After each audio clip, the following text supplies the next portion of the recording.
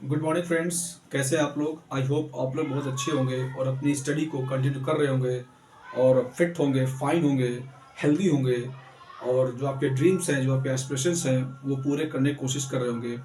मेरा नाम पार्थ है और आपका स्वागत है मेरे यूट्यूब चैनल पर जिसका नाम है पार्थ सारथी यूपीएससी पॉलिटी।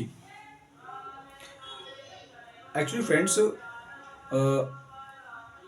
लोकसभा का इलेक्शन डिक्लेयर हो चुका है। इलेक्शन कमीशन ऑफ इंडिया ने लोकसभा की डेट्स क्लियर कर दी हैं और कोड ऑफ कंडक्ट इम्प्लीमेंट हो चुकी है एंटायर कंट्री में।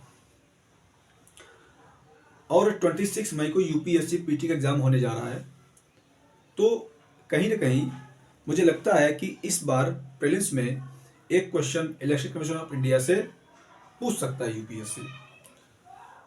और election commission of India is a permanent and constitutional body and autonomous body है जो लोकसभा के इलेक्शन को plus vice president president of India के इलेक्शंस को और वाइस प्रेसिडेंट ऑफ इंडिया के इलेक्शंस को कंडक्ट करता है। बहुत ही रिस्पॉन्सिबिलिटी होती है इसके ऊपर, क्योंकि पूरे देश का इलेक्शन कराना एक कोई एक साधारण वर्क नहीं है। बहुत इसमें इंटेलिजेंस की जरूरत होती है, इसमें बहुत ही कोऑर्डिनेशन जरूर होता है, जरूरत होती है और बहुत सारे वर्क होते हैं जो इलेक्शन कमीशन ऑफ इंडिया करता है। तो आज हम जिस टॉपिक कवर करेंगे वो है election commission of India.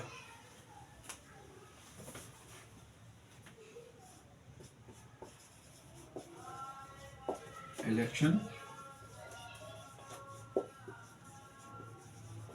Commission of India.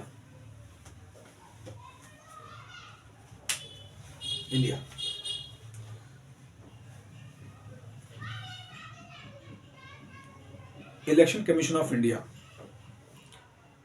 हमारे संविधान में आर्टिकल 324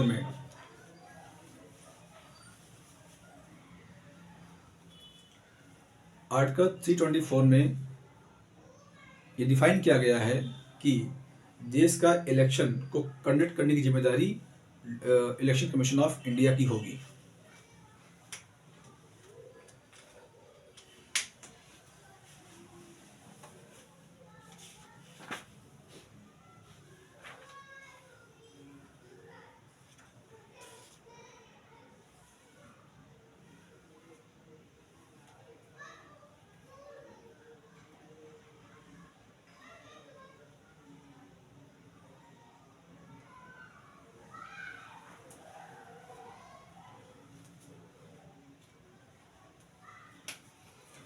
हमारे इंडियन कॉन्स्टिट्यूशन में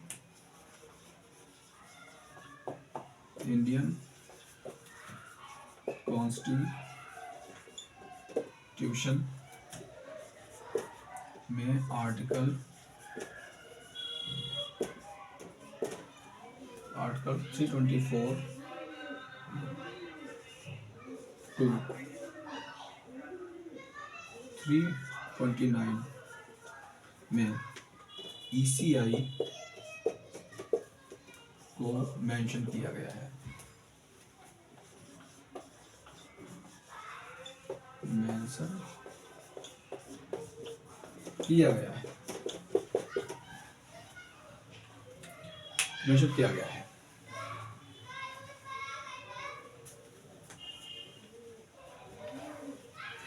अब इस चार्ज को नोट डाउन भी कर सकते हैं।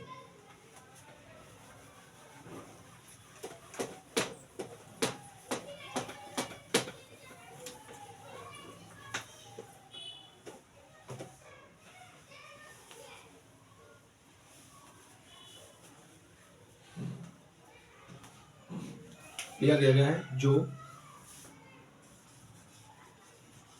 which conduct free and fair election, free and fair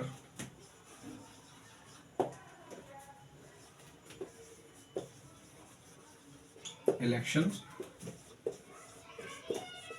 of the Lok Sabha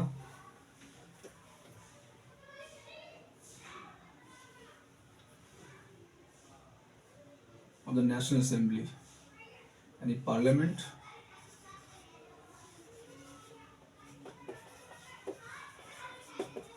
and state assembly state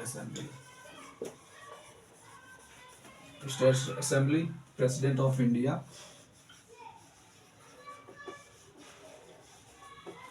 president and vice president, ECI।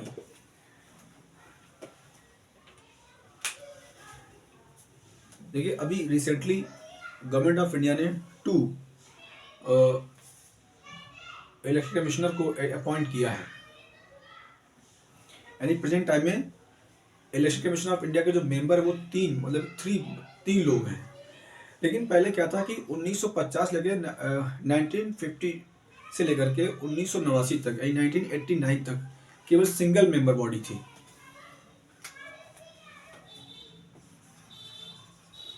From 1950 to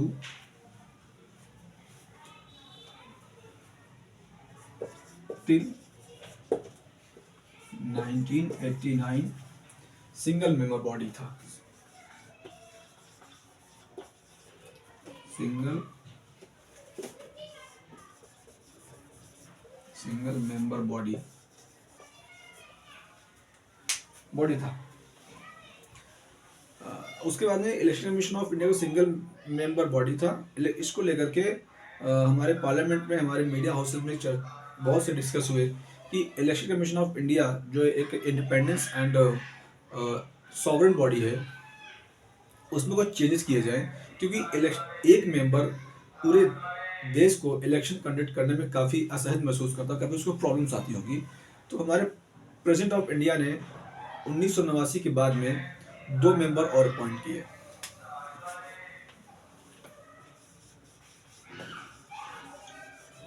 to member appoint किए, लेकिन उसके बाद में गठबंधन हुआ, होने के बाद में फिर से ये एक बार सिंगल मेंबर बॉडी कन्वर्ट कर दी गई। लेकिन आफ्टर 1993 में 1993 के बाद में ये फिर एक बार बहस हुई कि इलेक्शन कमीशन ऑफ इंडिया का जो सिंगल मेंबर है उसमें और मेंबर बढ़ाए जाए। तो 1993 के बाद में 2 मेंबर और अपॉइंट किए गए। आफ्टर 1993 2 member another appointed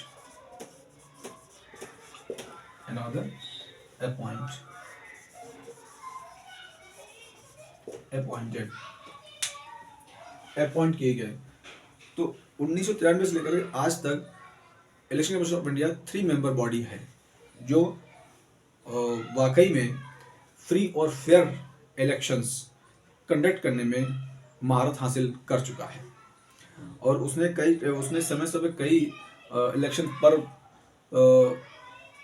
को मनाने की बात कही है कि इलेक्शन को एक पर्व तरीके से मनाते, जैसे हम लोग दिवाली मनाते, होली मनाते, ऐसे इलेक्शन पर्व भी मनाया जा सकता है।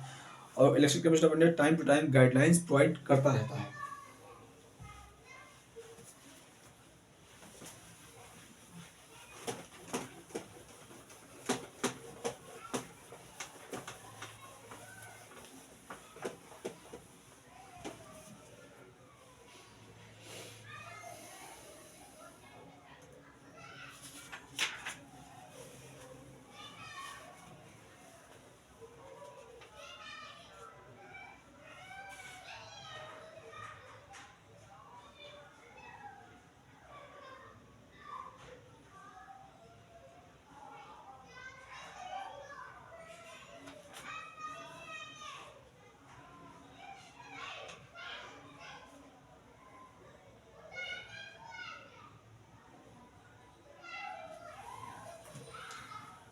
Removal of the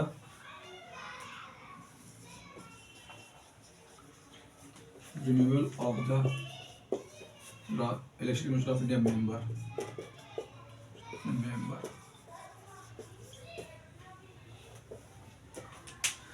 देखिए हमारे संविधान निर्माणकर्ताओं ने इलेक्शन कमीशन ऑफ इंडिया के मेंबर को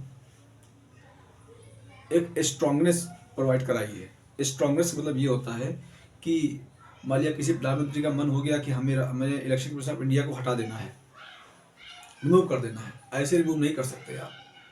ऐसे आप किसी भी इलेक्शन कमीशन ऑफ इंडिया के मेंबर को रिमूव नहीं कर सकते। उसका बाकायदा कॉन्स्टिट्यूशन में प्रोसीजर है कि आप इस प्रोसेस के थ्रू ही आप किसी मेंबर को आप रिमूव कर सकते हैं। जैसे सुप्रीम कोर्ट के जजों को, हाई कोर्ट जजों को हटाने का प्रोसीजर है, रिमूव करने का प्रोसीजर है, उसी प्रकार से इलेक्शन कमीशन ऑफ इंडिया के भी मेंबर को रिमूव करने का बाकायदा प्रोसीजर मेंशन है इंडियन कॉन्स्टिट्यूशन में। और जब तक कि 2/3 member of the Lok Sabha and Rajya Sabha के डिसाइड नहीं करेंगे कि election commission of India member को हटाया जाए, तब तक वो नहीं हट सकते हैं। क्योंकि एक चीज, हमारे जो कॉन्स्टिट्यूशन, जो फाउंडिंग फादर कॉन्स्टिट्यूशन के मेंबर थे, उनको चीज पता थी कि आने वाले फ्यूचर में डेमोक्रेसी में कुछ ना कुछ डिमेरिट्स आएंगे, कुछ ना कुछ प्रॉब्लम्स होंगी। और जो हमारे पॉलिटिशियंस हैं, हो सकता है वो अनएजुकेटेड हो सकता है कि वो सेल्फिश हो जाए। तो इसको लेकर के हमारे जो ओरिजिनल कॉन्स्टिट्यूशन मेकर थे, उन्होंने उनका ये मत था कि हो सकता है इन फ्यूचर में ये लोग इलेक्शन कमीशन ऑफ इंडिया को एज ए टूल्स यूज कर सकें। तो उनको इसलिए स्ट्रॉन्गेस्ट प्रोवाइड कराई गई ताकि उनको टूल्स न समझ सके। इसलिए उनका जो रिन्यूअल प्रोसीजर है वो काफ़ी टफ कर दिया गया है, टफ किया गया है कि जब तक कि 2/3 member of Lok Sabha and 2/3 member of Rajya Sabha ये नहीं कहते कि इस मेंबर हटाया जाए, तब तक किसी मेंबर को आप हटा नहीं सकते हैं। जैसे सुप्रीम कोर्ट के जजों को या हाई कोर्ट जजों को हटाने का प्रोसीजर है 2/3 मेजॉरिटी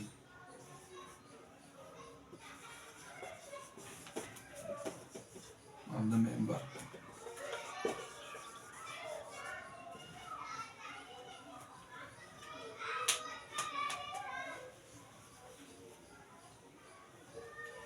और जो इनकी जो रैंक होती है, जो इलेक्शन कमीशन ऑफ इंडिया के जो मेंबर को, जो इलेक्शन कमीशन ऑफ इंडिया के मेंबरों की जो रैंक होती है, वो सुप्रीम कोर्ट के जजों के समान होती है,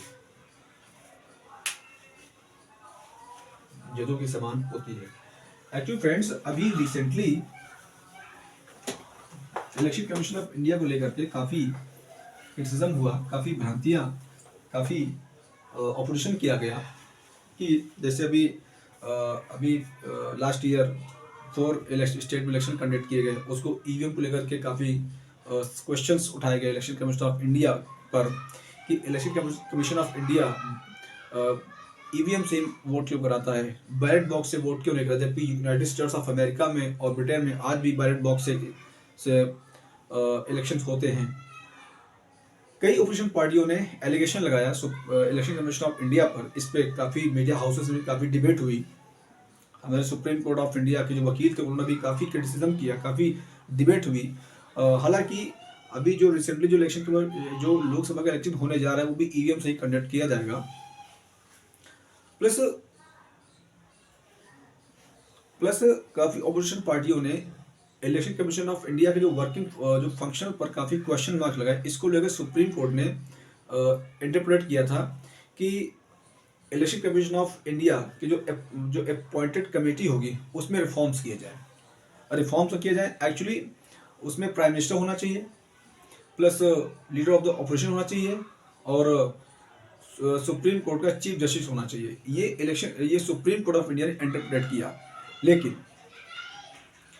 लेकिन हमारी गवर्नमेंट ऑफ इंडिया ने उसको कॉन्स्टिट्यूशनल अमेंडमेंट थ्रू उसको चेंज कर दिया। प्रेजेंट टाइम में जो इलेक्शन कमीशन ऑफ इंडिया की जो कमेटी डिसाइड की, उसमें द प्राइम मिनिस्टर होंगे, 2 minister nominated by prime minister, plus leader of the opposition's.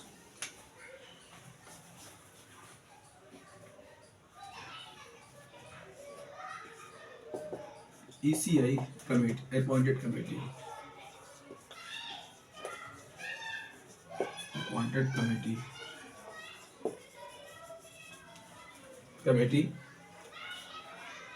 में prime minister,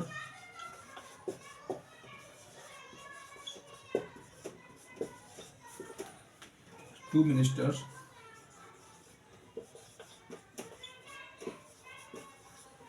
appointed by prime minister, appointed by PM and leader of the oppositions. Leader of the opposition.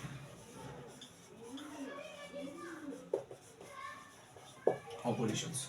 ये present time committee decide की गई है और इसको and इसमें supreme court के chief justice को बाहर कर दिया गया है।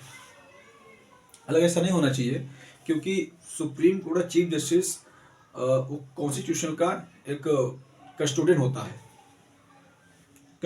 है और उसे काफ़ी अंडरस्टैंड उसकी काफ़ी कॉन्स्टिट्यूशन की प्लस कई मुद्दों में उसको काफ़ी समझ होती है। फिर भी हमारे हमारे गवर्नमेंट ऑफ इंडिया ने चीफ जस्टिस को इस कमेटी से बाहर कर दिया है। तो फ्रेंड्स आपको बताना चाहूँगा कि इस पे ज़्यादा वर्क करना, क्योंकि पीटी में हो सकता है कि प्रीलिम्स में क्वेश्चन यहाँ से पूछा जा सकता है कि हालिया की रिसेंटली पार्लियामेंट ने या गवर्नमेंट ऑफ इंडिया ने एक कमेटी बनाई है, election commission of India appointed के, उसमें कौन कौन से मेंबर है, उसका प्रोसीजर क्या है। तो इस पे ज़्यादा मेनली आप फोकस कर लेना अच्छे से स्टडी पर।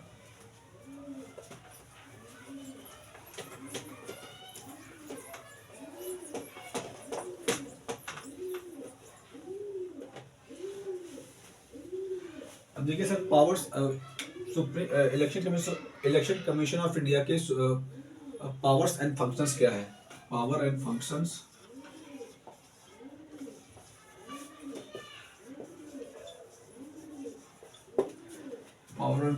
Of the ECI। देखिए sir, election commission of India की 3 पावर्स हैं। पहला एडमिनिस्ट्रेटिव, उसके बाद में क्वासी जुडिशियल, एंड थर्ड आपका है एडवाइजरी। यानी पहला आपका है एडमिनिस्ट्रेटिव,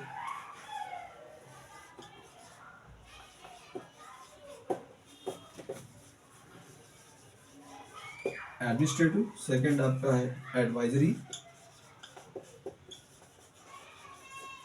थर्ड आपका है क्वासी जुडिशियल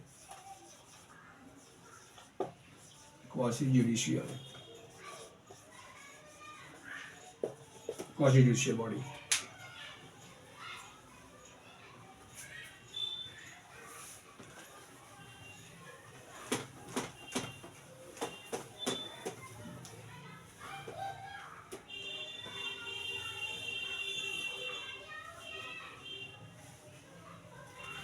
देखिए,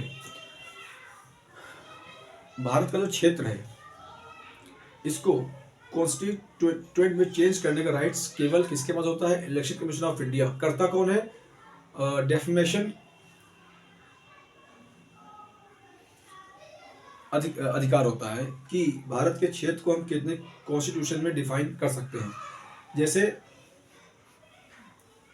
इलेक्शन कमीशन ऑफ इंडिया ने पूरे भारत को 552 लोकसभा सीटों में डिस्ट्रीब्यूट कर रखा है, यानी कॉन्स्टिट्यूएंसीज जो है वो 552 है। और इसको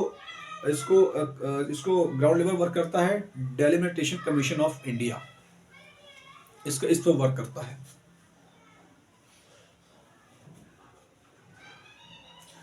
दूसरी बात यह है कि election commission of India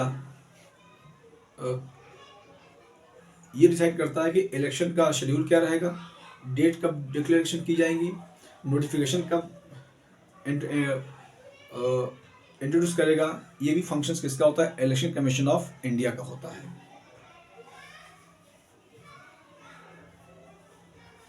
plus election commission of India किस पॉलिटिकल पार्टी को क्या पार्टी को सिंबल देगा। जैसे बीजेपी को कमल सिंबल दिया गया है, कांग्रेस को पंजे का सिंबल दिया गया है, समाजवादी पार्टी को साइकिल का सिंबल दिया गया है, एंड बीएसपी को हाथी का सिंबल दिया गया है, एंड आम आदमी पार्टी को झाड़ू का सिंबल दिया गया है। तो ये जो सिंबल देने का राइट है ये भी किसका है, इलेक्शन कमीशन ऑफ इंडिया का।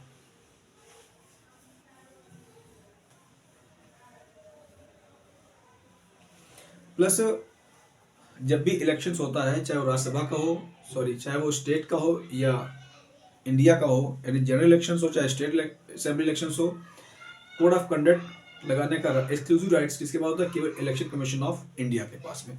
अगर देखा जाए तो जैसे गवर्नमेंट ऑफ इंडिया वर्क करती है, तो जब इलेक्शंस होता है तो कहीं ना कहीं गवर्नमेंट ऑफ इंडिया का रोल वो प्ले करता है, इलेक्शन कमीशन ऑफ इंडिया। तो काफ़ी पावरफुल बॉडी है।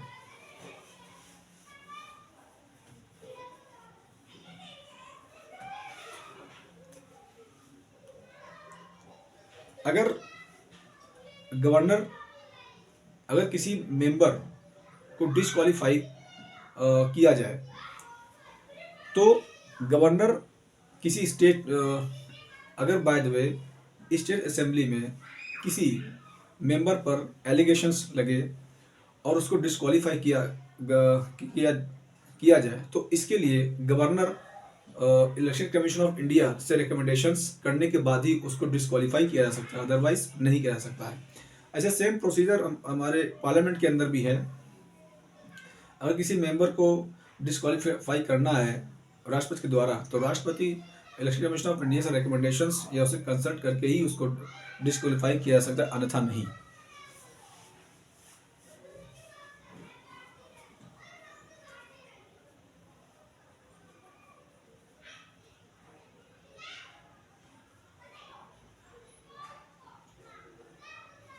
प्लस उसको सबसे जिम्मेदारी ये दी गई है कि इलेक्शन कमीशन ऑफ इंडिया एक फ्री एंड फेयर इलेक्शन करने के लिए बाइंडिंग है। अगर फ्री फेयर इलेक्शन करने में अगर इलेक्शन कमीशन ऑफ इंडिया असमर्थ है, तो उस पर supreme court of India action ले सकता है और पूरे इलेक्शन को रिजेक्ट कर सकता है। हालांकि इलेक्शन कमीशन ऑफ इंडिया भी ये पावर है कि अगर बाद में किसी अगर बूथ कैप्चरिंग की गई है किसी कॉन्स्टिट्यूंसीज में, तो इलेक्शन कमीशन ऑफ इंडिया उस कॉन्स्टिट्यूंसी के इलेक्शंस को बूथ कैप्चरिंग थ्रू रिजेक्ट कर सकता है। तो इस प्रकार से इलेक्शन कमीशन ऑफ इंडिया एक बहुत ही पावरफुल बॉडी है, एक बहुत ही इंडिपेंडेंस बॉडी है।